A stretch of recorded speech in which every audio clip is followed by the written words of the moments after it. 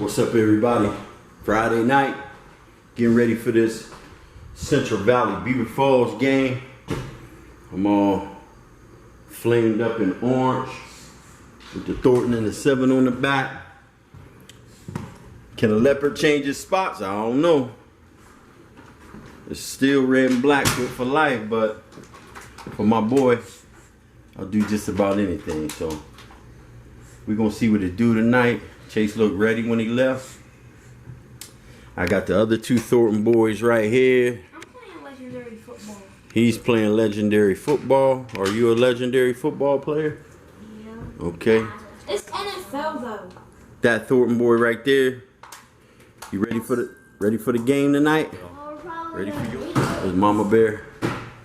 Check out that Thornton 7, baby. Bring back memories. She made these shirts, so she's the dopest one of them all.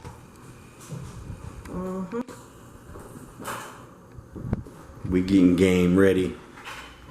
Waiting on the sister-in-law to get here.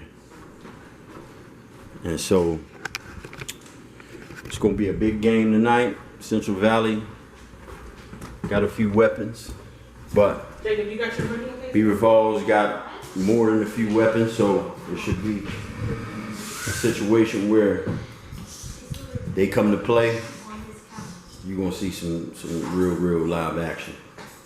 So this is also gonna make a statement for whoever wins this game going forward in the season. So we'll check y'all out at the stadium. How about that? All right, peace. Here we are at the stadium. Who's that making all that noise? I don't know. Is that CV? I don't know if that's CV. I saw CV coming out of there. I don't know. It is. You're ready to get it going. Got the sister-in-law and brother-in-law down there. I know, and I don't like it. I don't like your business.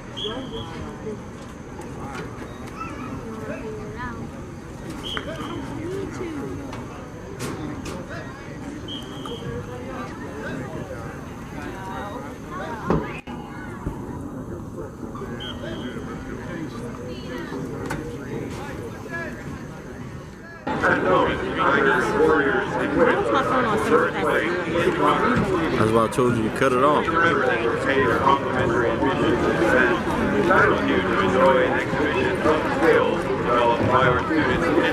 Let's go. Give these students positive encouragement in sports.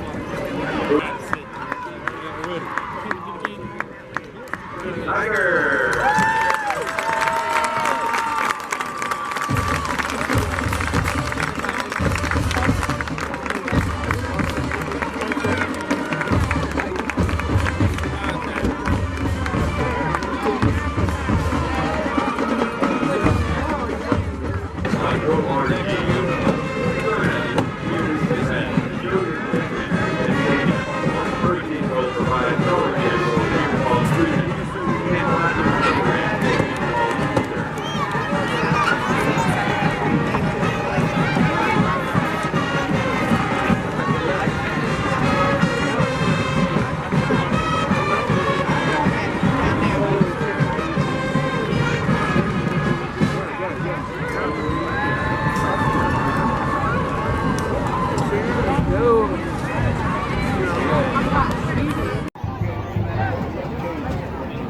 Spread them out. Come on, Chase. There he is. Go!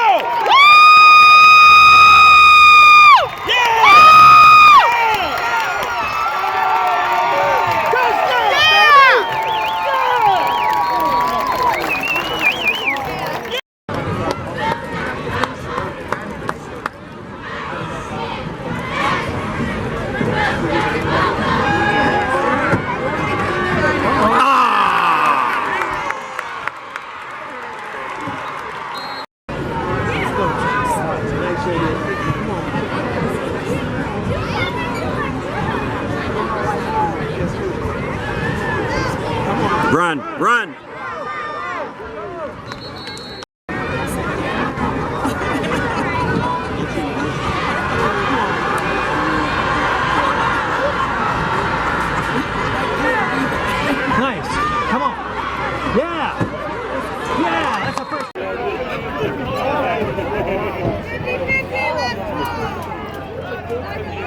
Come on, Chase. Come on, come on.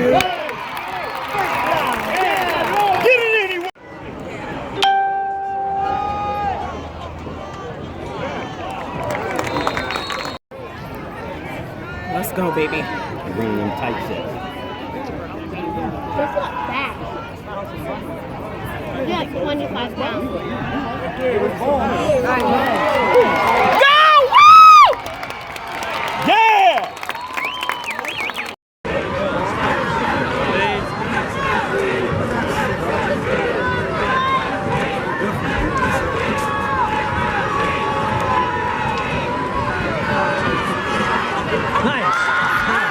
Go!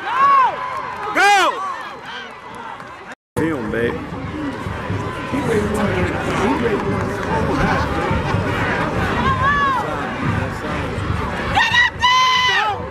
There he goes. First down.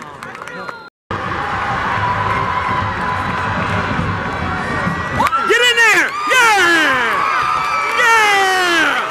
Yeah, baby! Yeah!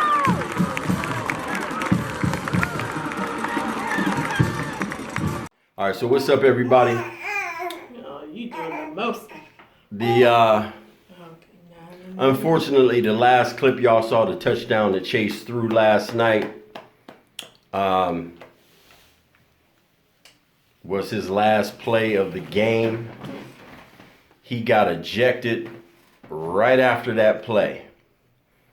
And the reason is that he got to going back and forth, I guess, with some kid from Central Valley, and they was going back and forth all game.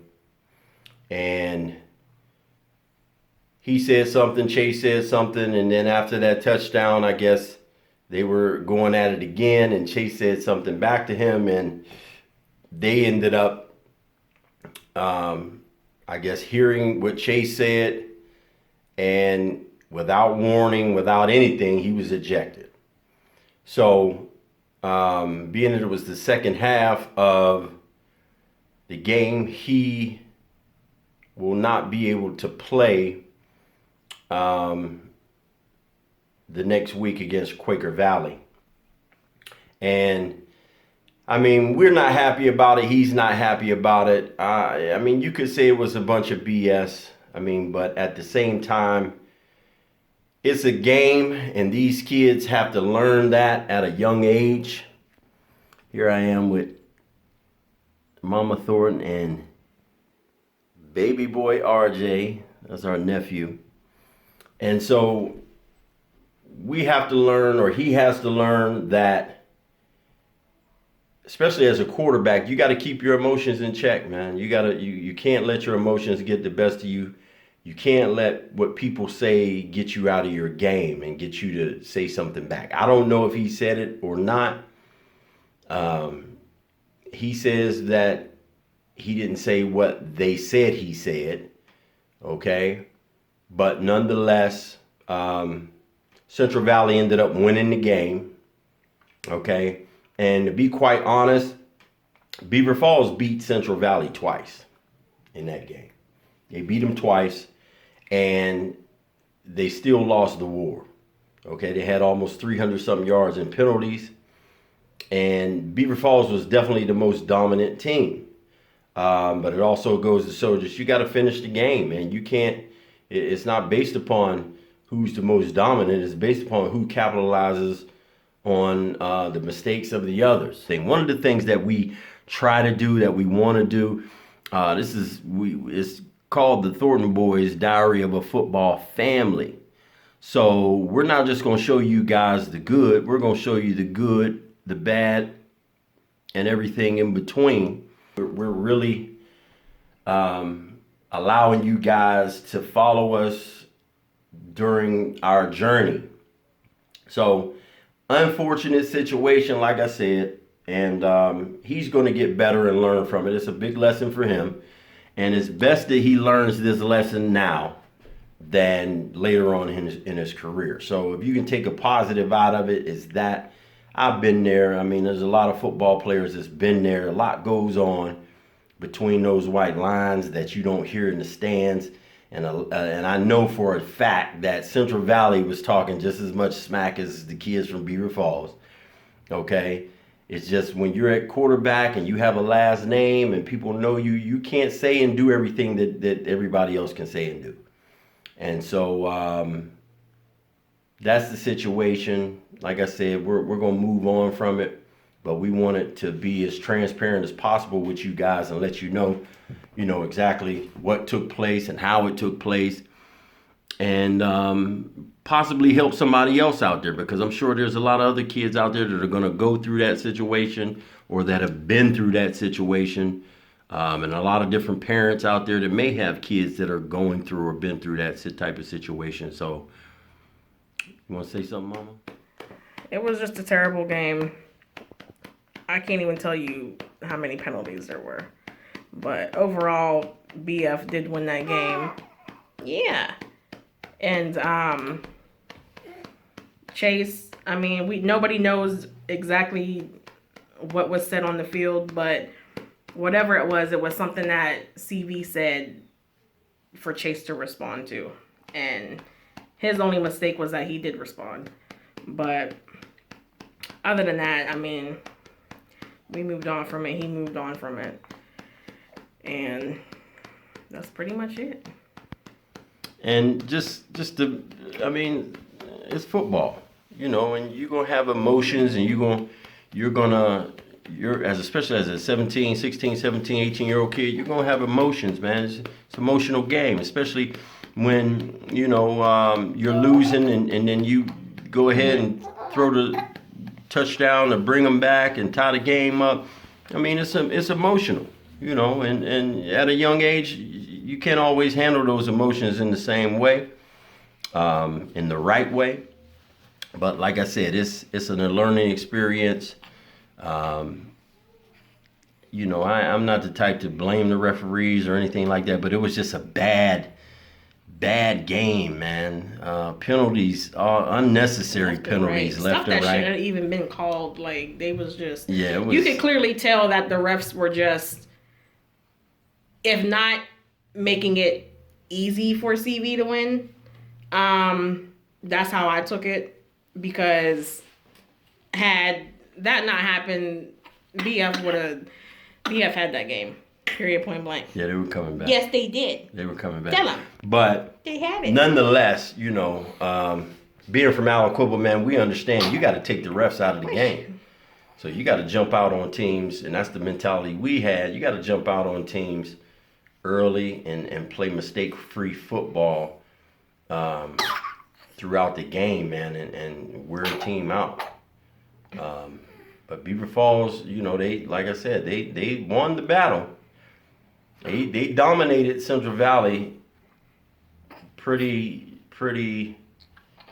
easily, but they lost the war. They shot themselves in the foot, okay, on multiple, like I said, almost 300 yards in penalties and a bunch of mistakes.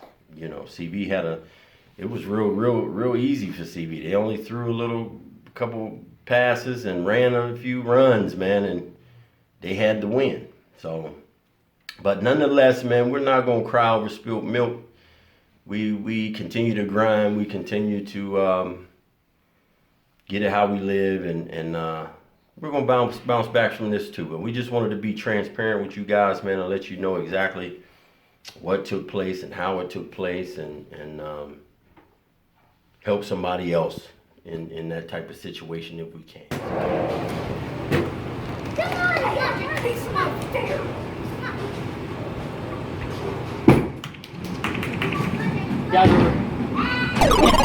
It's okay, JT.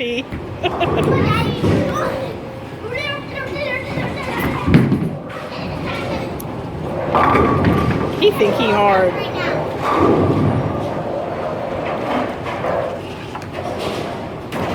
Yeah, he's pushing up, baby. He's pushing up. Go ahead, Kenny. Yeet.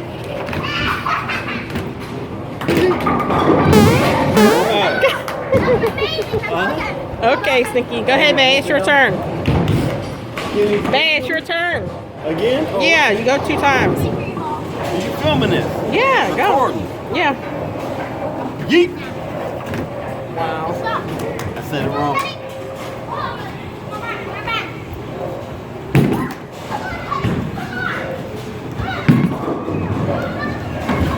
Gutter ball. Gutter ball.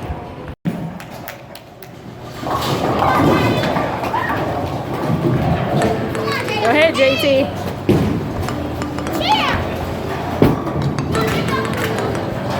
It's okay. Got that little hook.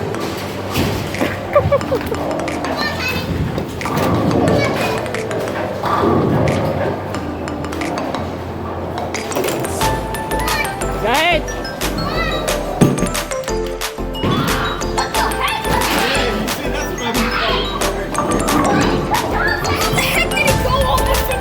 That little boy right there. Look at his score. Hold up. Let's see what he got. He is beating everybody. He got 43. That's crazy. I don't know what my husband over there doing.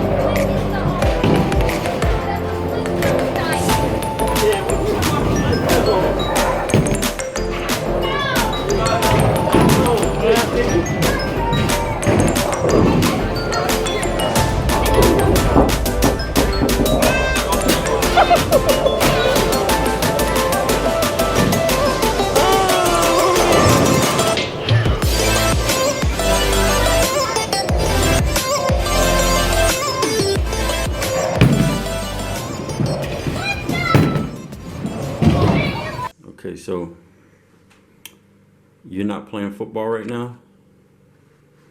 Tell everybody why. Because my coaches Sit back. my coaches Comfortable. kept blaming stuff on me. They said that there was a whole bunch of people who weren't blocking, and I'm the only one that they said to that I wasn't blocking. That was what? Enough to make you want to walk off the team? I thought you loved football. I do. So why'd you want to walk off the team because of that? Or is it more because they were yelling at you all the time? Yelling at me. Yelling at you. For no reason. Well, it was probably a reason, but was it a valid reason? It wasn't a reason. It was like a reason that they could have said to everybody. Like, they're just yelling at me. Oh, so you felt like they were picking on you? I just don't understand why they wouldn't block, but I'm the only one that gets said to that I was not blocking. Oh, okay. Well, how do you feel about that? How do you feel about not being able to play this season? Or that happening and you not being able to finish the season? Did it discourage you because did it make you not want to play the football to stay on the team because that was happening, or what? Or did you feel better after you stopped playing? I didn't feel better. How'd you feel? I felt like I should have just stuck with it and stayed on the team. Why? I should have just let it go. You think so? You think that would have helped if you let it go? Yeah? Or are you concerned about people picking with you? No? Think you should have stayed on the team? Yeah? Well, it was your decision. And that's why I let you make the decision, so you could see or learn how to make decisions and how to, navigate this thing called life, because you're going to have to make a lot of decisions in life. Some are going to be easy, other ones are going to be difficult, And you live, you learn, right? But in your defense, in JT's defense, his situation was that the coaches were riding him pretty hard, and they could never ride him as hard as I do as a coach, okay? Because I coached them off the field as well. And it just became a situation where Jacob came to me and my wife and was telling us that he wanted to quit football because his coaches were riding him too hard and making it not fun for him. And ultimately, we left it up to him. But before we allowed him to make the decision, we took very good notes ourselves of what was going on, okay, at practice and during games. And sure enough, in his defense, he was the only one getting yelled at, okay, when clearly I saw on multiple occasions in multiple games where multiple players, I'm talking doggone near the whole team, missed a block or didn't make a tackle or didn't do something, okay? And the only name that was being yelled was JT's, okay? And me and my wife didn't like that at all, okay? And just to be real about it, it was blatant. It was in your face. It was something that we took several games before we decided that what he was saying was true.